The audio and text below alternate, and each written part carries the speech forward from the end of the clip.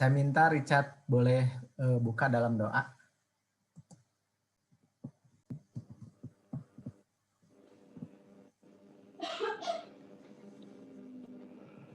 Selamat pagi, saudara-saudara seiman.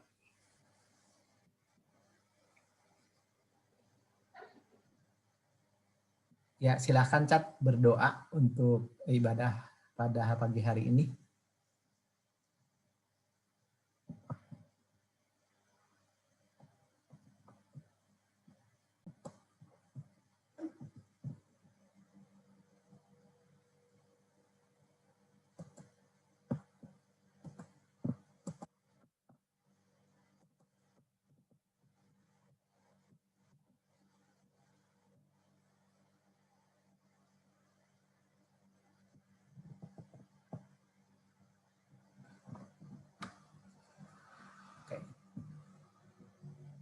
Ya, puji Tuhan. Walaupun doanya di-unmute.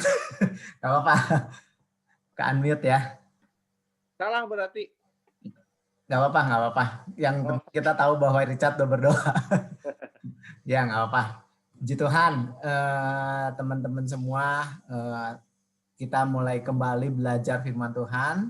Ya, saya akan share ini tar. Ulang doanya.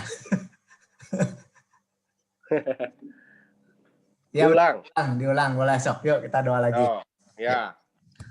Bapa kami dalam surga Tuhan, terima kasih Tuhan, kami berkumpul untuk ibadah mendengarkan firman-Mu Tuhan. Tuhan berkati Tuhan saudara-saudara kami Tuhan.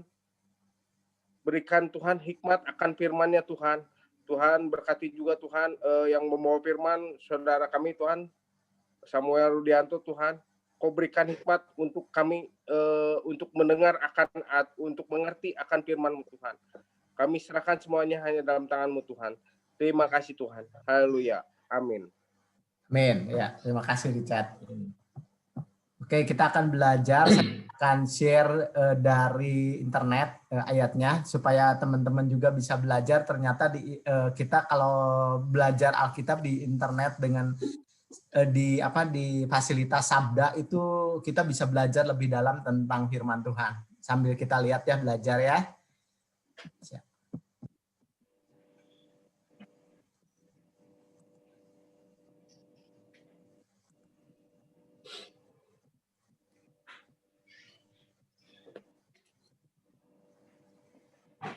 Nah, ini alamatnya itu di www.sabda.org. Nah, ini Alkitab secara internet dan kita bisa belajar banyak. Nanti sambil saya bawa firman Tuhan, saya akan jelaskan betapa luar biasanya fasilitas ini sehingga kita bisa belajar firman Tuhan lebih dalam. Oke, kita akan belajar tentang di kitab Roma 10 ayat 4 sampai 15 ya. Saya akan bacakan saja karena terlalu kecil. Ya. Kebenaran karena iman, Roma 10 ayat 4. Sebab Kristus adalah kegenapan hukum Taurat, sehingga kebenaran diperoleh tiap-tiap orang yang percaya. Sebab Musa menulis tentang kebenaran karena hukum Taurat. Orang yang melakukannya akan hidup karenanya.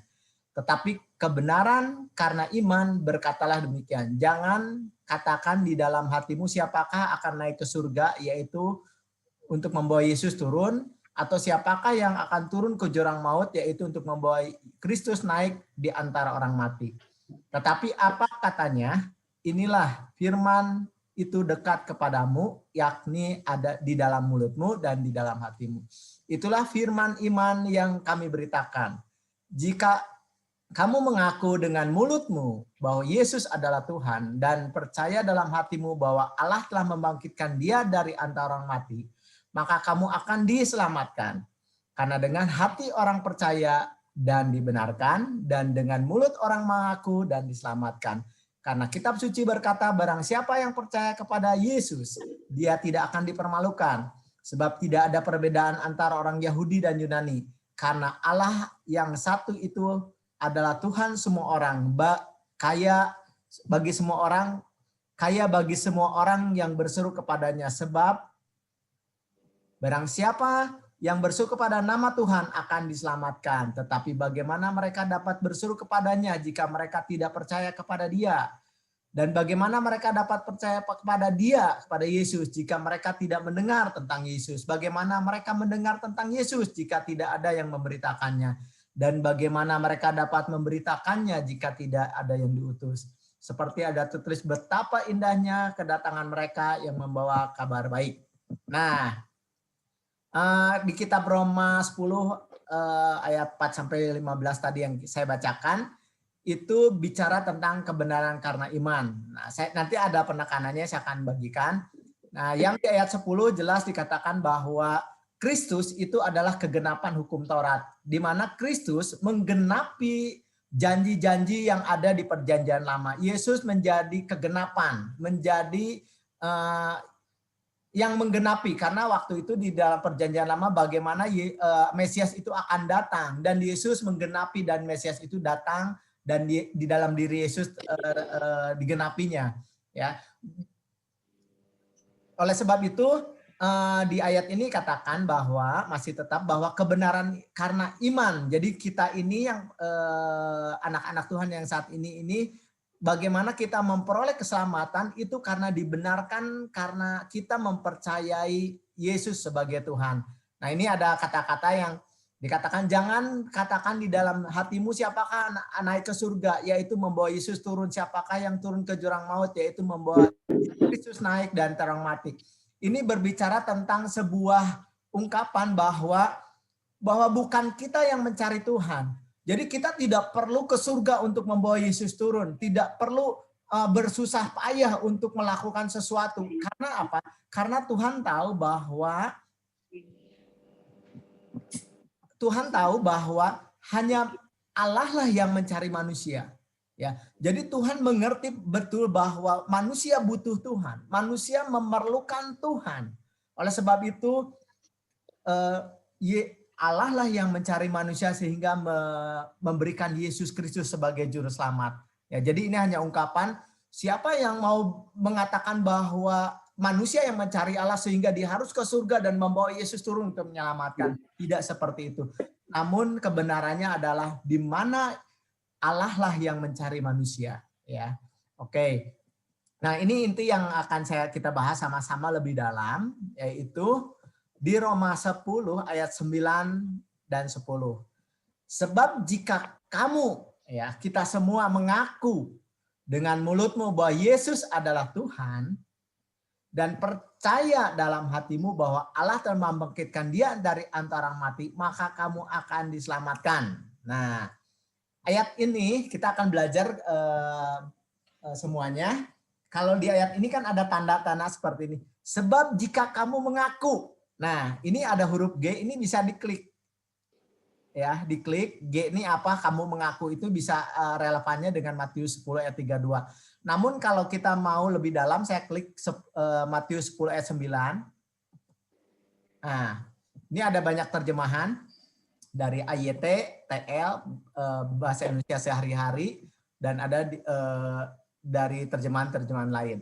Ya, saya akan bahas pertama, ya. Sebab jika kamu mengaku dengan mulutmu bahwa Yesus adalah Tuhan dan percaya dalam hatimu bahwa Allah telah membangkitkan Dia dari orang mati, maka kamu akan diselamatkan.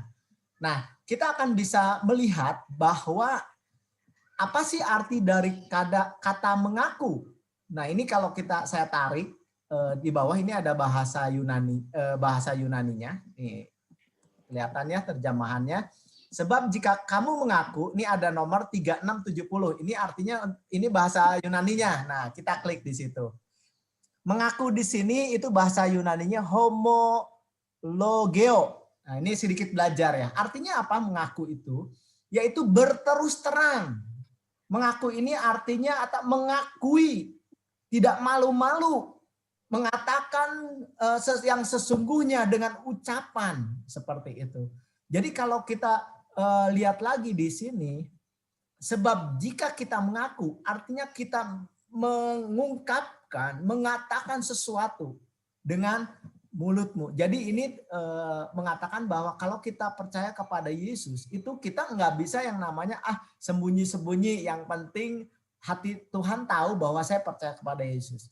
Namun Tuhan menginginkan bahwa ketika kita percaya Yesus, maka kita harus berani mengakui di hadapan orang lain kalau bahwa kita adalah orang yang percaya kepada Kristus, ya. Bahwa kita adalah orang yang mempercayai Yesus sebagai Tuhan.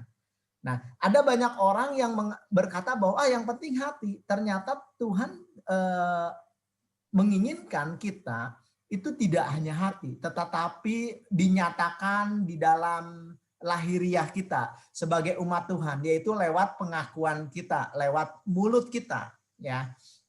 Nah, salah satunya yang kita kalau di dalam liturgi atau di dalam satu upacara agama, seseorang yang percaya kepada Kristus itu perlu melalui proses yang namanya dibaptis. Nah, dibaptis ini adalah bagian daripada ketika seseorang percaya kepada Kristus, maka dia harus menyatakannya bahwa dirinya adalah orang yang percaya kepada Kristus lewat apa? Lewat baptisan. Nah, ketika seseorang dibaptis, maka orang-orang di sekitarnya melihat bahwa dia sedang mengakui bahwa saya adalah orang yang percaya kepada Yesus. Makanya baptisan ini menjadi sesuatu yang di dalam kekristenan menjadi sesuatu kehendak Tuhan, karena itu menjadi bagian seseorang ketika seseorang percaya kepada Kristus. Ya, sebagai seseorang mengungkapkannya bahwa saya adalah anak Tuhan. Oke ya, saya lanjut. Sebab jika kamu mengaku dengan mulutmu bahwa Yesus adalah Tuhan. Nah, Yesus adalah Tuhan. Kita mau lihat Tuhan di sini artinya apa? Ini ada tulisan nomor 2. Nih, saya akan baca. Mengaku bahwa Yesus adalah Tuhan. Ini pengakuan iman yang paling awal dari Perjanjian Baru. Yesus adalah juru selamat, tetapi Yesus pun adalah Tuhan. Nah, pengertian Tuhan ini apa? Ya. Nah, saya akan bacakan di sini. Yesus bisa saja menjadi juru selamat, tetapi tidak seorang pun. Jadi begini maksudnya. Seseorang bisa saja mengatakan bahwa Yesus juru selamat, tetapi bisa aja orang tidak mengakui Yesus sebagai Tuhan. Kenapa? Sesuatu unsur yang sangat penting, mengaku Yesus sebagai Tuhan, tidak hanya juru selamat. Artinya gini, ini Tuhan ini dalam bahasa Yunaninya kyrios, berarti memiliki kuasa, wibawa dan hak untuk menguasai. Mengaku Yesus adalah Tuhan, ialah menyatakan bahwa dia adalah Tuhan atau adalah Allah. Kalau kita mengaku Yesus sebagai Tuhan, maka pada saat kita menerima Yesus sebagai Tuhan, maka kita mempercayai bahwa Yesus adalah sang kuasa yang menguasai hidup kita. Bahwa Yesus adalah yang memiliki hidup kita. Bahwa Yesus yang punya kekuasaan atas hidup kita. Nah, aplikasinya seperti apa kalau kita mengaku Yesus sebagai Tuhan?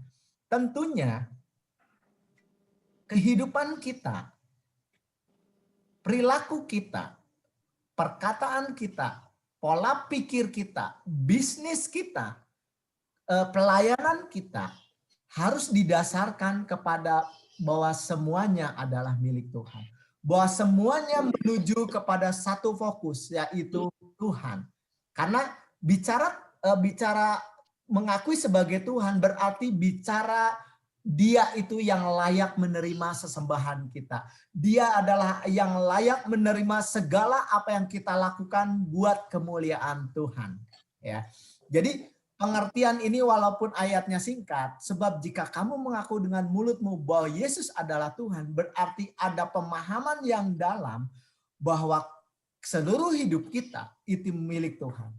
Uang kita, pelayanan kita, keluarga kita, kepandaian kita, itu punya Tuhan. Kalau punya Tuhan, artinya segala sesuatu yang kita lakukan bukan untuk ambisi pribadi. Bukan untuk dilihat orang bahwa saya adalah orang yang hebat. Bukan untuk membuat orang-orang melihat, wah kamu hebat. Bukan. Tetapi ditujukan kepada satu tujuan fokus, yaitu Tuhan. apa yang kita lakukan dengan satu dasar motivasi yang benar, bahwa saya melakukan semuanya karena untuk Tuhan. Kalau saya ingin membuat keluarga saya bahagia karena saya tahu bahwa keluarga ini milik Tuhan dan saya harus bisa membahagiakan keluarga saya. Kalau saya belajar sungguh-sungguh untuk lebih paham, lebih pandai, bukan untuk supaya saya dilihat orang lebih pandai, tetapi karena lewat kepandaian saya bisa memuliakan Tuhan, saya bisa memberikan advice kepada banyak orang, saya bisa memberikan nilai-nilai hidup kepada banyak orang. Kalau saya menjadi melayani Tuhan, bukan untuk dianggap bahwa saya adalah orang yang lebih suci daripada yang orang lain, tetapi lewat pelayanan saya ingin hidup saya lebih berarti lagi bagi orang lain. Lewat pelayanan hidup saya menjadi bermakna bagi orang lain. Nah, artinya kalau kita mengerti bahwa Yesus adalah Tuhan, maka kita akan mengalami satu perubahan hidup di dalam kehidupan kita secara benar, ya. Oke, saya lanjutkan. Bahwa Yesus adalah Tuhan dan percaya dalam hatimu bahwa Allah telah membangkitkan dia dari antara orang mati. Nah, kita mau lihat dulu percaya ini apa sih bahasa Yunaninya. Kita bisa klik di sini, saya lihat ke bawah lagi. Kita belajar dikit ya. Ini belajar di internet tuh cukup membawa bapak-bapak, teman-teman di sini lebih dalam. Nah, ini kan ada tulisannya. Sebab jika kamu mengaku dengan mulutmu bahwa Yesus adalah Tuhan, nah Tuhan di sini kan tadi udah jelas ya, Tuhan pemilik ya, oke. Dan percaya. Nah percaya di sini, ini artinya beriman, percaya terhadap, mempercayai, meyakini, mempercayakan sesuatu kepada orang lain. Kalau di sini karena percaya kepada Tuhan, mempercayakan sesuatu hidup kita kepada Tuhan. Ya. Dalam hatimu di sini adalah di sini hati itu hati bisa jantung pengertiannya, tapi di sini adalah roh kita, hati kita, bahwa kita mempercayai Tuhan itu tidak hanya di mulut tetapi juga di dalam roh kita, di dalam hati kita yang kita sering kita sebut ya. Oke, saya lanjut ayat yang kedua karena pembahasannya cuma dua ayat. Roma 10 ayat 10. Karena dengan hati orang percaya dan dibenarkan, dan dengan mulut orang mengaku dan diselamatkan. Artinya, ketika seseorang punya hati yang percaya, akan dibenarkan oleh Tuhan. Dan dengan mulut mengaku akan diselamatkan. Artinya ada dua kondisi. Baik hati dan mulut harus selaras. Jadi tidak bisa kalau kita percaya hati, tapi mulutnya nggak mau mengaku. Atau sebaliknya, mengaku bahwa percaya kepada Kristus, hatinya tidak percaya. Nah, itu dua sisi yang Tuhan ingin katakan kepada kita belajar bahwa hati dan mulut harus sesuai. Nah, ini bisa dalam satu aplikasinya seperti ini. Kalau kita percaya sama Tuhan itu luar biasa. Bahwa kita percaya sama Tuhan bahwa Tuhan ini adalah Tuhan yang memegang kendali hidup kita. Maka mulut kita harus mengatakan kepada pengakuan kepada diri sendiri, dan bahkan mungkin ketika kita bersaksi bahwa kita nggak khawatir. Tidak khawatir dengan kehidupan kita, masa depan kita, karena kita mengerti bahwa hidup kita milik Tuhan. Hidup kita ada di dalam kuasa Tuhan. Hidup kita ada di dalam pemeliharaan Tuhan. Jadi kita tidak bisa bilang gini, saya percaya kepada Tuhan, tetapi ketika dalam sehari, aduh ya, saya nggak tahu nih hidup kita ini bagaimana, aduh saya masih khawatir nih. Nah, sebenarnya ketika kita antara hati dan mulut tidak sesuai, maka kita harus kembali datang kepada Tuhan, berdoa kepada Tuhan, supaya kita memahami pengertian bahwa kita ini percaya kepada Tuhan, bahwa kita ini mengakui Tuhan Yesus itu sebagai Tuhan secara benar. Sehingga hati, pikiran, perasaan itu menjadi selaras dengan apa yang kita percaya. Begitu. Nah, kadang-kadang kalau saya menemukan beberapa rekan-rekan atau teman-teman yang seringkali mengatakan bahwa Yesus luar biasa, bahwa Yesus itu boleh katakan mempercayai sangat luar biasa. Tetapi seringkali proses di dalam kehidupan sehari-harinya yang tidak mencerminkan. Ketika mereka percaya kepada Tuhan, tetapi mereka masih diliputi kekhawatiran yang terlalu berlebihan maksudnya. sampai akhirnya mereka khawatir dan sehingga membuat mereka tidak mempercayai bahwa di dalam hidup mereka ada Tuhan. Nah, saya percaya teman-teman di sini adalah orang-orang yang mempercayai Tuhan di dalam hati, tetapi juga mau mengakui di dalam mulut kita sebagai pengakuan yang sama dengan hati kita yang kita percaya.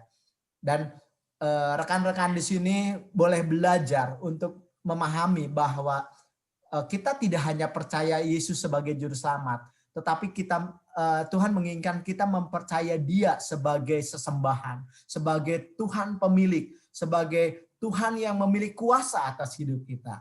Puji Tuhan. Pagi hari ini firman Tuhan tidak panjang, ya, tetapi namun belajar sesuatu di dalam hidup kita bahwa Yesus, Engkau adalah Tuhan di dalam hidup saya.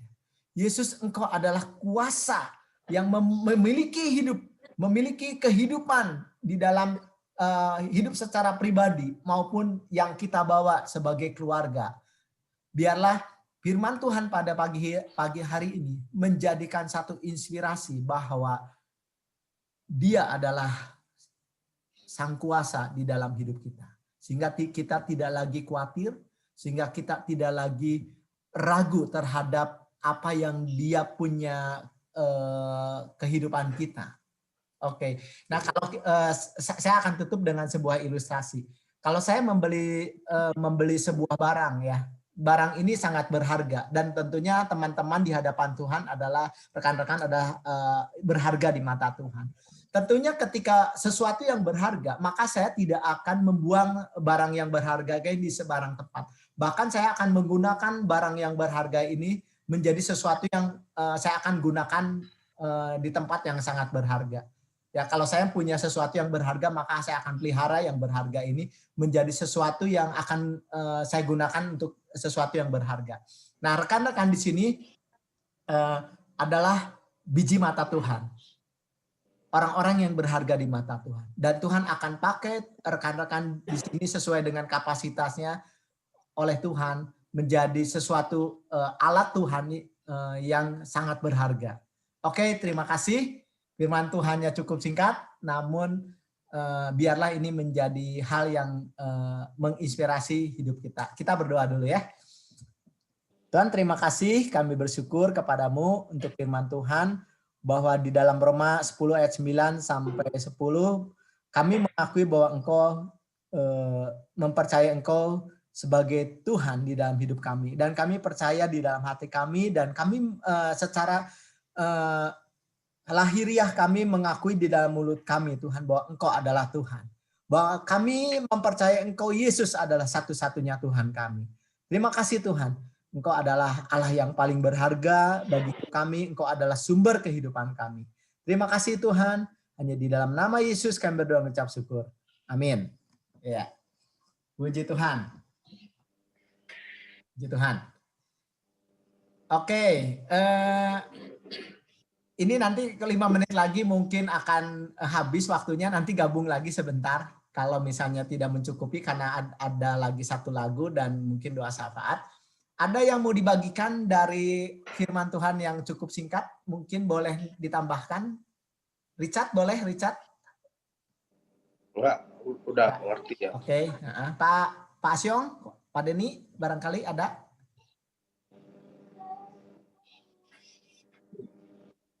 Udah Sam, cukup Sam. Oke, cukup ya. Cukup. Oke. Cukup jelas ya. Mudah-mudahan cukup jelas. Ini 2 menit lagi mungkin nggak akan cukup lagu nih. Lebih baik kita doa syafaat ya. Ko Asyong berdoa ya dalam waktu 2 menit, bisa ya Ko Asyong? Ya. Yuk Ko Asyong tutup dalam doa sambil berdoa ya, doa singkat saja untuk doa syafaat. Oke, silakan Ko Asyong. Ya. Mari kita berdoa.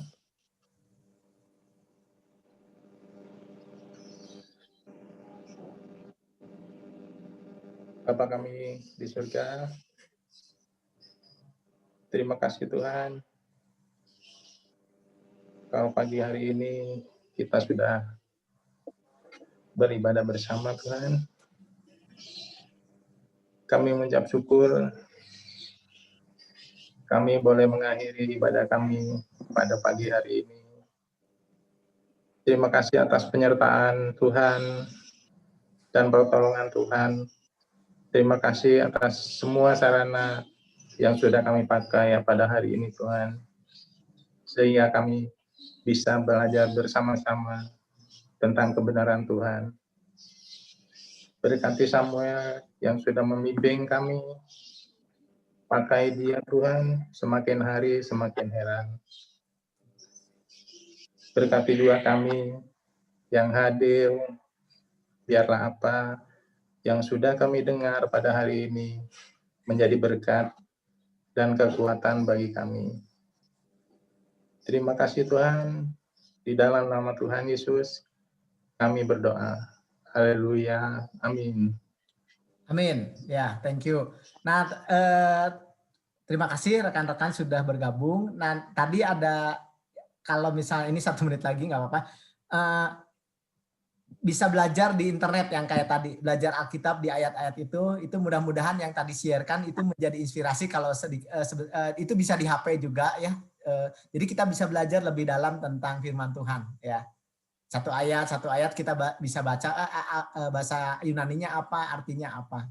Itu di Sabda.org, nanti saya share deh di WhatsApp grup.